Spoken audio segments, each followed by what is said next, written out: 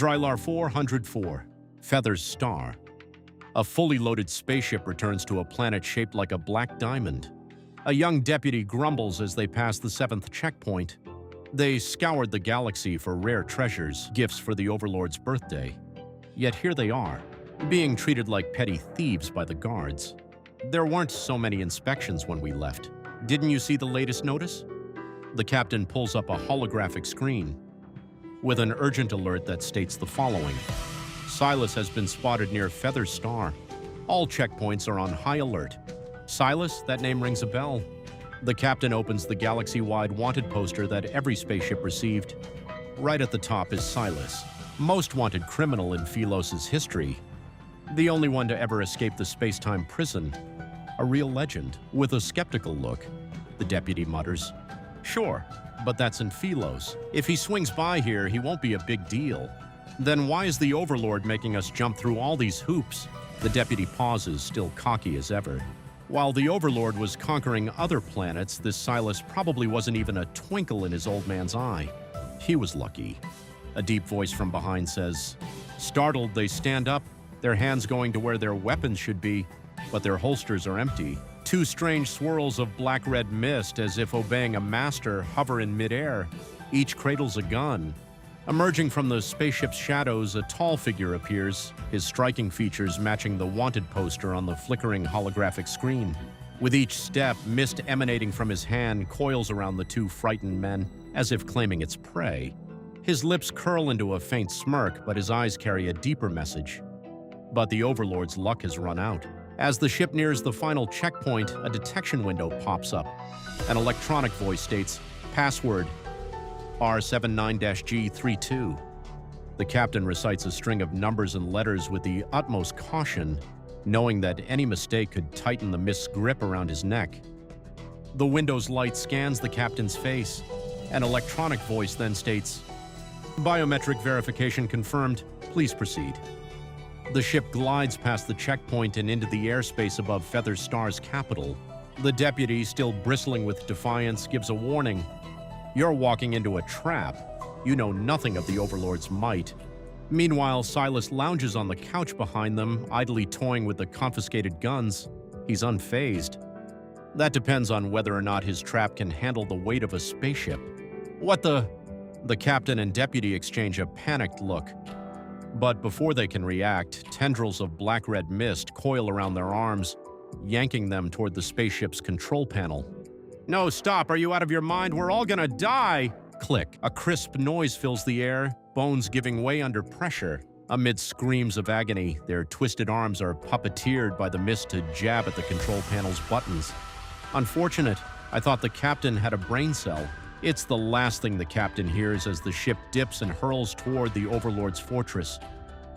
The impact caused great fire, illuminating the night sky above Feather's Star's capital. The fully armed Overlord hurries to the depths of his fortress where lies a treasured bunker. It was with these very implements that he subdued Feather's Star, turning it into a cesspool of vice that leaves galaxies full of dread. As for the army outside, each soldier is a villain, their hands stained with blood. The Overlord's attempt at self-comfort is interrupted by the endless screaming outside. Behind the thick door, acting as a barrier, he doesn't know what's happening in the unfolding chaos. Suddenly, tendrils of black-red mist breach the supposedly secure door. They wrap around him and drag him toward the detection device. Biometric data confirmed. The electronic voice rings out as the door, designed to withstand any assault, swings open. It's as if a red carpet is being rolled out for an unexpected guest. But the smiling figure who walks in doesn't act like one. He eyes the glittering treasures in the bunker. I thought you'd head straight for the armory. You spared me the trouble of doing some extra work. You've gone through a lot just for these, huh? You may have them all. As a seasoned criminal, the Overlord knows when to yield to a superior adversary. Sylus sits on the diamond throne, crafted by the Overlord himself. The mist obediently fetches the treasures from a cabinet. The Dawn Galaxy's Nebula Stone, Reinharp's holy crystal. You've certainly plundered your fair share of places. Recognizing these gems so easily, aren't you just like me? It's been ages since the Overlord had to slap on a fake grin, It's a little goofy. You got the muscle, I got the goods. How about we make a deal? Stick with me. I have a bunch of people here ready to kick the bucket for you. Sylus lets out a lazy chuckle as if a bad joke was just told. Unfortunately, none of the loot here will satiate my appetite. What do you want? Sylus raises a finger, the mist pulling the Overlord to him. He leans in and locks eyes with the Overlord, and his right eye emits a faint glow. I had to embark on a long journey. What I want is the whole planet. Is that okay? The Overlord's gaze starts to glaze over as he plops down to the ground, staring blankly at the man on the throne. His lips twitch uncontrollably. Yes, the partially destroyed fortress is slowly being repaired, and everyone is preparing for the Overlord's birthday. Even though the Overlord called off the interstellar checkpoint alert, started counting the spaceships in the fortress, and raised the requirements for gifts from the visiting High Lords, people don't question it because of his history of being a greedy and capricious dictator. There are just rumors that the Overlord's been tied up with a mystery guest. You lost again. Smirking, Sylus flips the king on the chessboard. You already coughed up 97 spaceships. To fill them back up, you'll need a lot of gifts. Can you do it? That's nothing. The Overlord, stuck on his throne by the mist, manages to flash a grin. Only during a game of chess is he allowed to have a brief moment of clarity. As long as I give you what you want, you'll let me go, right? Sylus nonchalantly resets the chessboard. I prefer a nice 100 over 97. Bastard. For the first time in his rotten life, this slips into the wicked Overlord's thoughts, but he keeps up his eager facade. Sure. Outside the floor-to-ceiling windows lies an artificial garden. Glowing eyes lurk in the shadows with the occasional growl breaking the silence. Are they yours? Sylus asks, laid back. They've been handpicked by the High Lords from all over the land. If you're interested, I can have them loaded onto your spaceship. A cage is no place for beasts. He casually starts another game of chess. As the Overlord's birthday draws near, spaceships loaded with gifts continue to enter the planet, lining up at the port as instructed. The High Lords flock to the fortress to pay their respects. As they settle down in the banquet hall, the room's fancy crystal chandeliers suddenly go out, plunging everyone into darkness. In the shadows, red mist moves like vines and seals off all entrances and exits. Some try to break through the blockade, but as soon as they get close to the mist, screams resound, which sends shivers down their spines. Everyone. A deep voice cuts through the anxiety from behind the Overlord's throne. You have yet to wish today's star a happy birthday. Accompanied by the strike of a match, red candlelight flickers. It casts an eerie glow on a sharply outlined face, his light hair barely visible. Sylus casually settles at the edge of the banquet table, sticking a lit candle into the elaborately decorated cake at its center. The faint lighting reveals a hint of fear in the guest's eyes. Oh wait, I don't know how old the Overlord is this year, Sylus remarks. He taps the area around his right eye. The Overlord, under the sway of some mysterious force, is unaware of his surroundings. So when he snaps out of it, he finds the High Lords all ensnared in the candlelight and mist along the table. You've been around for a long time. Missing one birthday won't be the end of the world, Sylus says as he spreads some frosting onto a cake knife. He brings it to the Overlord's lips. But if this is our final celebration, we should make it unforgettable. Sylus, please spare me. I'll give you anything. As the knife touches his quivering mouth, the sickeningly sweet frosting mixes with the taste of blood, triggering painful vomiting. The undisputed ruler of this dark planet is being played like a fool. It's a sight that, combined with the name Sylus, leaves the long, extravagant High Lords powerless to fight back. Our army, outside. A High Lord struggles in his final breath. As if on cue, a deafening explosion echoes from afar and shakes the banquet hall. The Overlord can't help but widen his eyes. There goes the candle I set in the armory. Happy birthday. Sylus relishes the way everyone's faces change in the dim light. Now it's your turn to show some sincerity. He stands up and pats the Overlord's shoulder. The Overlord's life is a storage's worth of treasures from 100 ships. Anyone who brings less might not taste the birthday cake today. Arresting Sylus is Meyer's dream. He used to think every astral enforcer shared it, but his boss's cryptic smile told a different tale. Kid, it's good to dream.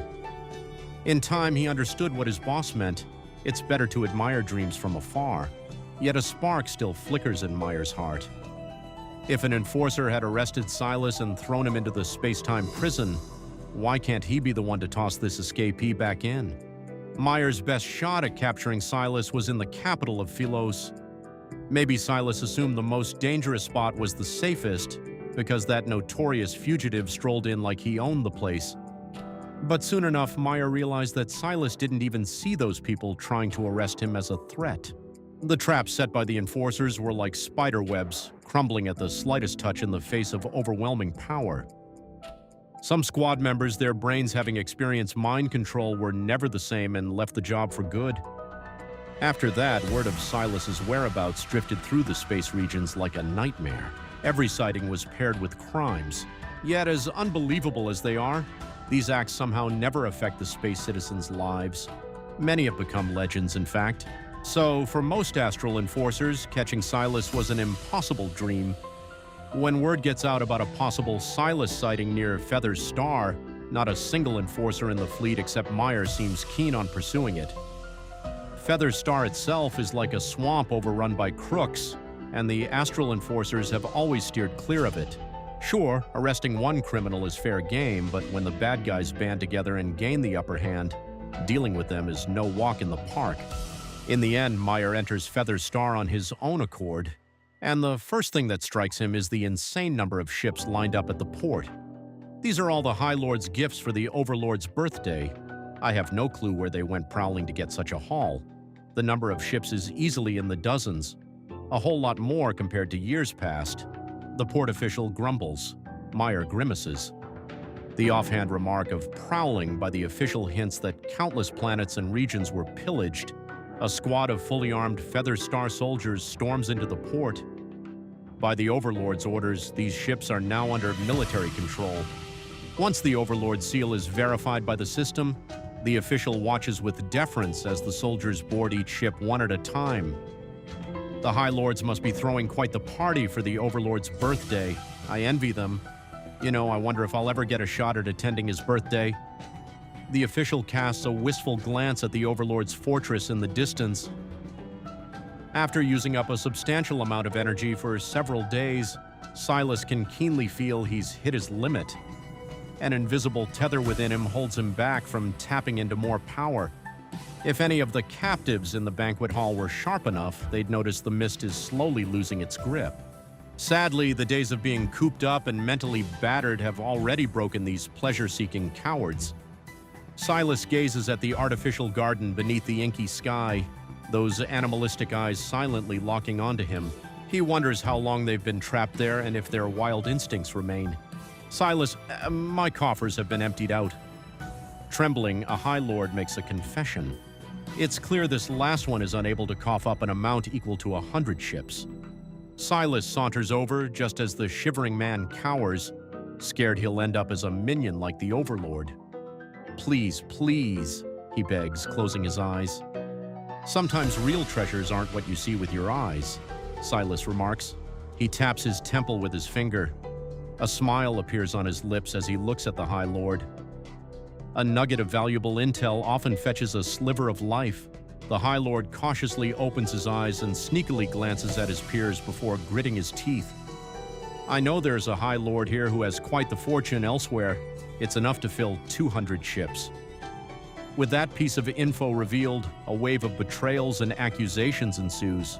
In a desperate bid to survive, the High Lords turn on one another, spilling secrets as easily as snow falls in winter. I have some intel. It's about the ether core. Sylus's fingers pause from their fidgeting with a brooch. He flicks it onto the table, and the clinking of metal sends a chill down the spines of these desperate men. Have you ever heard of the Eye of Ether? The Overlord stashed it away in the vaults beneath the Northfall Mountains. Sylus glances at the Overlord's face as he sits on the throne. His reaction speaks volumes. A smirk appears on Sylus's face. He always relishes those absurd yet enthralling twists of fate, just like now when the elusive echo in the cosmic void he's relentlessly pursued unveils itself unexpectedly. Suddenly, a string of lights appears on the horizon. A fleet of ships departs from the port, forming a dazzling necklace in the night sky. Whenever the stars align perfectly, Sylus finds himself entertaining thoughts of destiny. Now is the time to act on it. He casts one last look over his shoulder. He sees the table and the cowards still double-crossing one another. Maybe their fate, too, should be left to the destiny's whims. He takes out his gun and unleashes a flurry of shots at the floor-to-ceiling windows. The High Lords cease their bickering, their eyes widening in horror at the firearm and pieces of glass littering the floor. Sylus walks over the glass shards and marches into the artificial garden. Under the moonlight, the eyes hiding in the vegetation blink to life one by one, moving closer to him. Let's see what's left of you after spending so much time in captivity. His right eye scans each bestial gaze. The turmoil in them begins to settle, replaced by a simmering hatred akin to blades being unsheathed in the darkness. Their thirst for vengeance is directed at those responsible for hunting, butchering, and imprisoning them. With a snarl, the beasts bare their teeth. Shadows dart into the banquet hall. The nefarious villains barely have a moment to let out a scream before their blood paints the sin-stained fortress a vivid crimson. Meanwhile, Sylus vanishes into the night. Meyer, did you hear how everyone from the Overlord to High Lords in the Feather Star died overnight? They're saying the beasts kept in the fortress went mad and tore them to shreds. The scene is too gruesome to describe as a river of blood. Just one glance at the holographic replica can haunt someone for life. And on that night, several hundred ships left the port. We tracked them for a bit as they headed to various planets. Then their signals disappeared. The enforcers in the fleet are talking about the terrifying night of blood that took place on the Feather Star. Meyer enters the simulation room, pulling up the crime scene data for a holographic recreation. Fighting through the discomfort, he tries to find evidence to confirm his suspicions. Sylus did it. The enforcers, still in a heated discussion, are astonished as their colleague bursts into the room. Meyer projects a hologram. There's a brooch soaked in blood. Something made from the same material as this brooch was there when Sylus escaped from Philos. Sylus was in the banquet hall that night. He committed all these crimes, even plundered the planet's wealth. The enforcers scrutinized the analysis displayed on the screen. This material is centuries old. It's been used in countless artifacts over time. As legendary as Sylus may be, the idea of one person looting an entire planet still seems far-fetched. But without those tyrants, the creatures of Feather Star were spared. They almost went extinct. Before long, the conversation veers in a different direction. But in the background, that holographically restored brooch seems to glimmer faintly. It captivates the dreamer, still in pursuit of that impossible dream. A spaceship traverses the silent expanse of space. Its cabin resonates with the melodies of classical music and the aroma of freshly brewed coffee. They alleviate the monotony of the journey. All the treasures on the ships have been reclassified based on their planetary origins and returned to their rightful owners. A deep voice cuts through the music's elegance, relaying messages from distant sources. Have you received your payment? Working with you is always a treat, but with all these cosmic treasures, wouldn't you keep some for yourself? What makes you think I haven't? Sylus glances at the floating, transparent orb, tiny blue lights dancing within it. They're seemingly propelled by an unseen force, constantly gathering and dispersing. Do you have your eyes set on your next prize already? Sylus reveals a cold smile. What, still hungry for more? The sweetest is always saved for you. We just want a little taste. You better learn to quit while you're ahead. Our next target isn't something you can grab. Sylus impatiently flicks his finger and the comms channel is abruptly cut off. The cabin then unveils a massive holographic interstellar map. The floating orb suddenly convulses violently, its tiny lights breaking free and scattering across the map. They gradually regroup and point to a small planet. The map zooms in on the destination beneath the Eye of Ether. It's encircled by holographic particles in constant flux, which indicates strong energy fluctuations. Sylus observes the map, a touch of melancholy in his gaze. I see it. He slightly squints before commanding the cabin's AL system. Find me a suitable location. Now searching, please wait. The electronic voice chimes in. Location found. The area is currently experiencing substantial protofield disturbances, creating a massive vortex of magnetic fields. This twists and refracts light, rendering direct entry impossible. It is forever shrouded in darkness. What a fitting choice. You think I belong in a place like that? Sylus reclines in his seat, peering through the viewport where interstellar particles sparkle like diamond dust. Thank you for the half-hearted compliment. Now switching to autopilot mode. Have a pleasant journey. The spaceship glides through the floating dust cloud in the eternal darkness and heads to a distant horizon. In a place starved of sunlight, only neon lights decorate the darkness. Towering skyscrapers fade into the gloom, exuding a perilous atmosphere at every street corner. It lingers around the passers-by. Sylus wanders casually, hands in his pockets as if navigating the liveliest part of town. If you don't like dying, hand over everything you got, a low voice says. It's accompanied by the cold touch of a gun barrel. Sylus turns, his eyes briefly scanning the large figure behind him. A slow chuckle escapes his lips. Ah, lucky number 13. Before the man can even utter a what, black-red mist deftly twists his wrist, redirecting the gun muzzle to his own temple. While I often enjoy killing time, no one likes flies buzzing around, Sylus remarks, his gaze drifting from the man's pale face down to his attire. Maybe it's because I'm not blending in. Under indifferent, cold scrutiny, the thug's legs tremble. His mind momentarily stops working at the unexpected question. What's the fashion like around here? Huh? The gun floats in midair, its pressure against his scalp growing impatient. Like that. The thug gestures with trembling fingers at an advertisement flashing on a mall's large screen. A man wears a leather jacket as he zooms through neon-lit streets on a hefty motorcycle. Sylus raises an eyebrow. All right then. When in Rome, do as the Romans do. The N109 zone is about to greet its new ruler,